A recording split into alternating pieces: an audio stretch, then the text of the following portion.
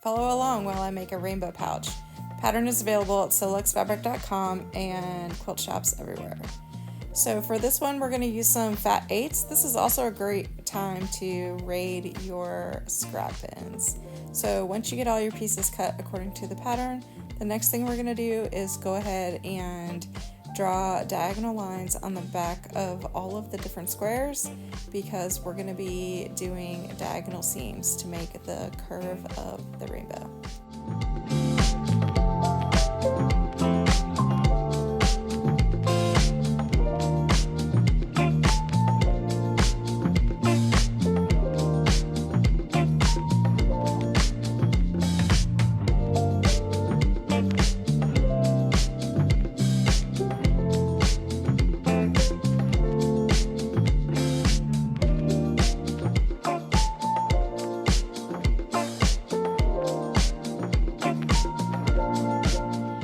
The diagonal seam is a really easy technique. Some people might call it a snowball corner, so that may be more familiar to you.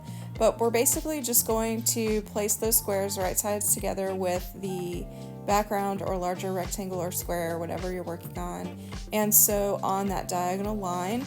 And then you're just going to trim the seam allowance and press generally toward the corner. Once you have that done, to do the rainbow, we're just going to add the sides and then add the top and just keep repeating that process. So very similar to making a log cabin block or something like that, where you just continue to build around the center. So you'll see here that I'm just going to keep building, and in the next few minutes I'll have a rainbow.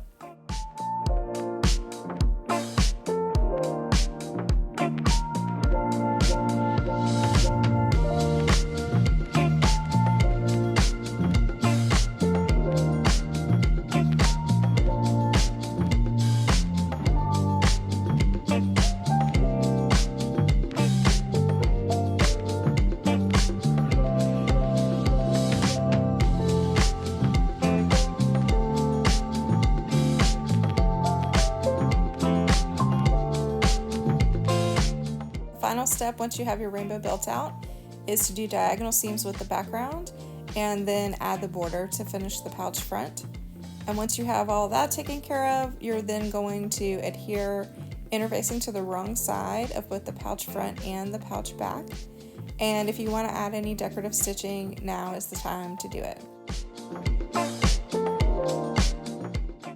Next up, we're going to make some zipper tabs, and I have basically just folded a 2-inch square in and then in again, and I'll tuck the end of that zipper right inside there and top stitch it in place. I'm going to trim the zipper from the edge of that tab to be 1 inch shorter than the top width of my pouch, and then I'm going to pin it face down on top of the pouch, leaving about 1/2 inch on either side.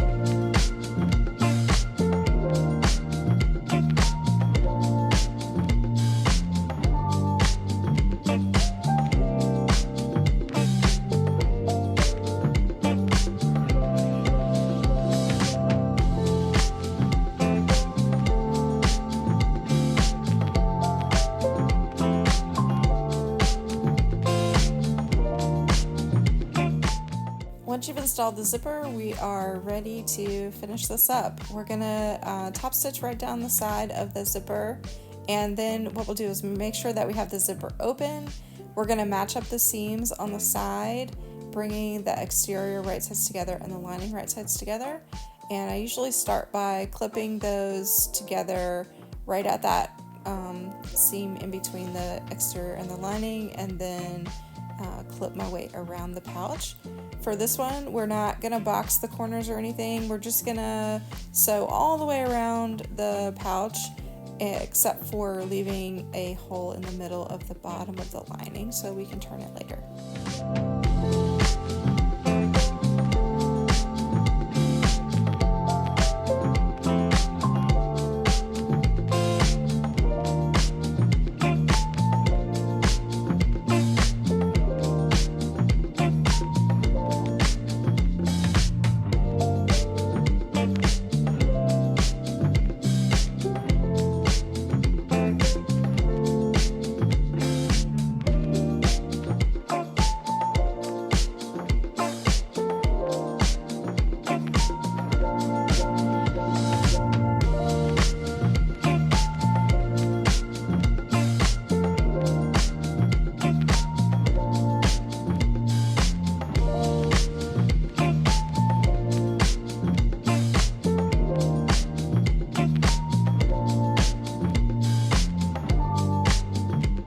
Once you've sewn all the way around the pouch, it's time to flip it right sides out. This is why you want to make sure you had that zipper open before you sewed all the way around.